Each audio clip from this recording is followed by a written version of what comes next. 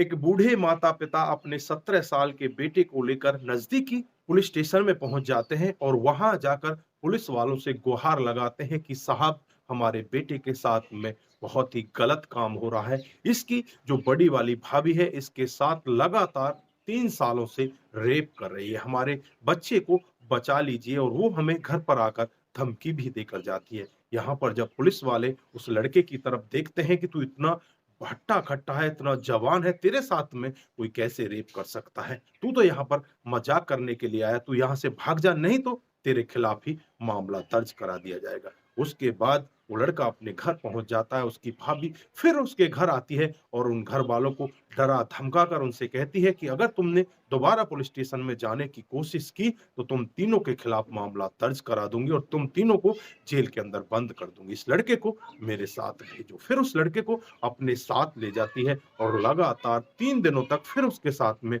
वही काम करती है, जो पहले से करती आ रही थी। लगातार उसके साथ में फिर से वो रेप करती है। अब बूढ़े माता-पिता पुलिस स्टेशन में दोबारा भी जाते हैं, लेकिन पुलिस वाले फिर वही काम दोहरा देते हैं। फिर ये बूढ़े माता-पिता नज़दीकी जो वहाँ का कोर्ट होता है, उसमें पहुँच जाते हैं और जब कोर्ट के जो न्यायाधीश होते हैं, उस पूरे मामले को सुनते हैं, तो तुरंत ही पुलिस वालों के ऊपर फटकार लगाते हैं। जो वहाँ के एसएसपी होते हैं, उनको इस मामले को संज्ञान में लेने के लिए कह मामले का संज्ञान लेते हैं। जो वहाँ के इंस्पेक्टर होते हैं, जो वहाँ के एसएचओ होते हैं, उनको सख्त हिदायत दी जाती है कि जल्द से जल्द उस महिला को गिरफ्तार करो और उस लड़के को उसके चंगुल से छुड़ाओ। फिर पुलिस उस लड़के को उस महिला के चंगुल से छुड़ाती है और जो मामला वहाँ पर खुलकर आता है, वो बिल्कुल मामला हकीकत का होता है। वो भाभी लगातार 3 सालों से उस लड़के का रेप कर रही होती है। दोस्तों, जानते हैं वो मामला कहाँ का था और कौन थी वो ऐसी निर्लज्ज भाभी जो एक छोटे से बच्चे का इस तरह से रेप कर रही होती है। नमस्कार, जय हिंद। आप देख रहे हैं एपीएच न्यूज़ राहुल रावत के साथ। तो दोस्तों, आज की जो हकीकत की घटना आपको बताने जा रहा हूँ, उत्तर प्रदेश में एक जिला पड़ता है अमेठी और इसी का एक फुर्सतगंज थाना क्षेत्र है। ये फुर्सतगंज थाना क्षेत्र की हकीकत की घटना है। 1 अगस्त 2023 का मामला होता है, जब बूढ़े माता-पिता अपने 17 साल के बेटे, जिसका नाम अयान होता है, उसे लेकर फुर्सतगंज थाने में पहुँचते हैं और वहाँ जाकर जो पुलिस वाले होते हैं, उनसे कहने लगते हैं कि साहब, हमारे बेटे के साथ में बहुत ही गंदा काम हो रहा है। जो हमारे बड़े बेटे की बहू है, जिसका नाम सीमा, उम्र लगभग 33 साल है, वो इस बेटे के साथ लगातार 3 सालों से रेप कर रही है। इसके साथ जबरदस्ती वो गंदा काम करती है। लेकिन यहाँ पर जो पुलिस वाले होते हैं, उस लड़के की तरफ देखते हैं और देखकर कहने लगते हैं कि ये लड़का तो बहुत हट्टा-कट्टा है, इसके साथ भला कोई महिला कैसे रेप कर सकती है? तुम यहाँ पर क्यों मज़ाक के मूड में आए हो? यहाँ से चले जाओ, वरना तुम्हारे ही खिलाफ हम मामला दर्ज कर देंगे। पुलिस वाले इस तरह से उन्हें डरा-धमका कर वापस भेज देते हैं। अब वो अपने घर वापस आ जाते हैं और जो लड़का होता है, वो घर पर रोने लगता है और कहने लगता है कि मैं अब अपनी भाभी के घर नहीं जाना चाहता। उसके बाद उसकी भाभी दोबारा वहाँ पर आती है और दोबारा वहाँ आने के बाद उसे अपने साथ ज़बरदस्ती ले जाती है। घरवालों से कहा जाता है कि अगर तुमने इस सब के बारे में किसी को बताने की कोशिश की, तो तुम्हें भी जेल के अंदर करा दूँगी, तुम्हारे खिलाफ मैं मामला दर्ज करा दूँगी। अब बूढ़े माँ-बाप कुछ नहीं कह पाते और वो महिला उस लड़के को लेकर अपने घर पर पहुँच जाती है। लगातार 3 दिनों तक उसके साथ में वही दोहराया जाता है, जो पिछले 3 सालों से चल रहा होता है। वो लड़का बहुत ज़्यादा परेशान हो जाता है। इधर जो बूढ़े माँ-बाप होते हैं, दोबारा पुलिस स्टेशन में जाते हैं और वहाँ जाकर फिर से गुहार लगाते हैं और कहते हैं कि साहब, हमारे बच्चे को बचा लीजिए। वो महिला फिर से हमारे बच्चे को यहाँ से लेकर चली गई है। लेकिन यहाँ पर उनकी गुहार सुनने वाला कोई भी नहीं होता और फिर ये नज़दीकी जो वहाँ का कोर्ट होता है, उस कोर्ट में चले जाते हैं। जो यहाँ के न्यायाधीश होते हैं, आलोक कुमार, ये इस पूरे मामले को सुनते हैं और तुरंत ही जो वहाँ के एसएसपी होते हैं, उनको आदेश दिया जाता है, उनको फटकार लगाई जाती है कि इस तरह के मामले तुम्हारे यहाँ पर हो रहे हैं और तुम और तुम्हारी पुलिस कोई काम नहीं कर रही। अगर तुमने इस पर कार्रवाई नहीं की, तो मैं तुम्हारे खिलाफ कार्रवाई करूँगा।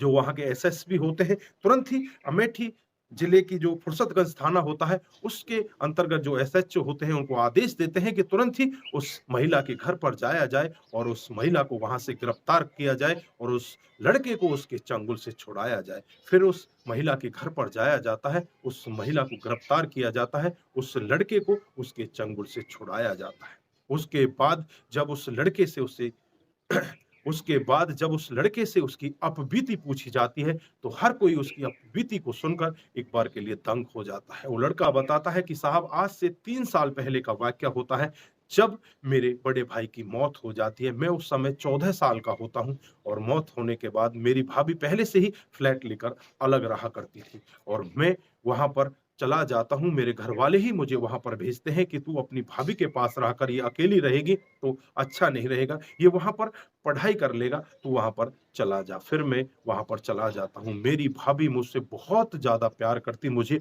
अच्छा-अच्छा खाना खिलाती, मेरे स्कूल की फीस भरती, सारा काम मेरी भाभी करती, लेकिन उसकी नज़र तो मेरे शरीर पर होती है। और एक दिन का वाक़या होता है, जब मैं रात को सो रहा होता हूँ, तो मेरी भाभी मेरे पास आ जाती है और मेरे प्राइवेट पार्टों को सहलाने लगती है। मैं उसको मना करता हूँ कि भाभी तू कर क्या रही है?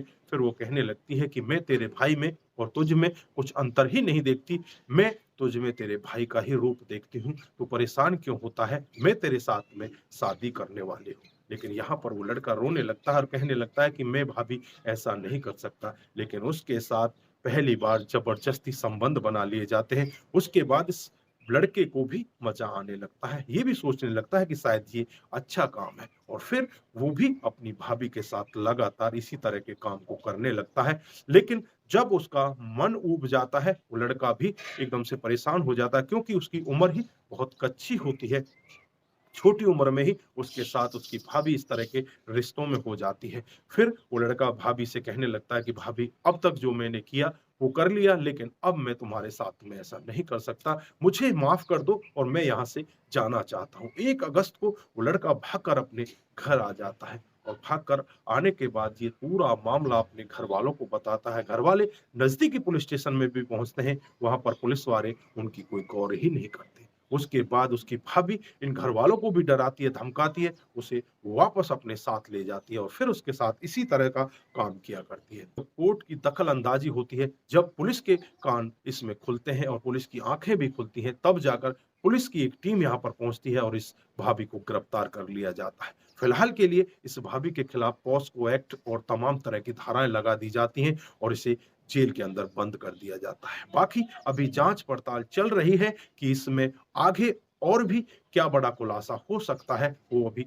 जाँच का विषय है। पुलिस अपनी जाँच-पड़ताल में लगी हुई है और जल्द ही इस सब में जो भी बड़ी जाँच-पड़ताल होगी, जिस भी खुलासे पर, जिस नतीजे पर पुलिस पहुँचेगी, वो भी आपके सामने लेकर मैं हाज़िर हो जाऊँगा। तो दोस्तों, यहाँ पर आप क्या कहना चाहते हैं? एक भाभी जो अपने छोटे से देवर को, एक बच्चे को अपने साथ लेकर जाती है और उसका वो इसी तरह से इस्तेमाल करती है। कुछ लोग तो यहाँ पर इस तरह की बातें भी कह रहे होते हैं कि क्या हुआ, भाभी देवर ही तो है, उसका पति अगर मर गया है, तो ये देवर के साथ शादी भी कर सकती है। लेकिन यहाँ पर कुछ लोगों का मानना है कि ज़बरदस्ती प्यार को नहीं बनाया जा सकता, क्योंकि यहाँ पर ये भाभी इसके साथ ज़बरदस्ती कर रही है, इसके साथ इस तरह से संबंध बनाती है, जिस तरह से वो लड़का बिल्कुल भी नहीं चाहता। स्टार्टिंग में उसके साथ ज़बरदस्ती किया, बीच में उस लड़के को भी अच्छा लगने लगा था, लेकिन फिर बाद में वो लड़का इससे इतना परेशान हो जाता है क्योंकि उसकी उम्र 33 साल और लड़के की उम्र 17 साल, यानी कि दोगुनी उम्र का यहाँ पर फ़र्क होता है। दोस्तों, आप यहाँ पर क्या कहना चाहते हैं? क्या यहाँ पर इन दोनों की शादी करा देनी चाहिए या इस भाभी को सज़ा होनी चाहिए? आपकी क्या राय है? आप जो भी कहना चाहते हैं एक बार कमेंट बॉक्स में ज़रूर दीजिएगा। दोस्तों, आज के लिए बस इतना ही। फिर मिलते हैं किसी नए मोड़ के साथ। तब तक के लिए आप अपना ख्याल रखें, परिवार का ख्याल रखें, सतर्क रहें, सावधान रहें और ऐसे क्राइम को अपने आस-पास ना होने दें। नमस्कार, जय हिंद,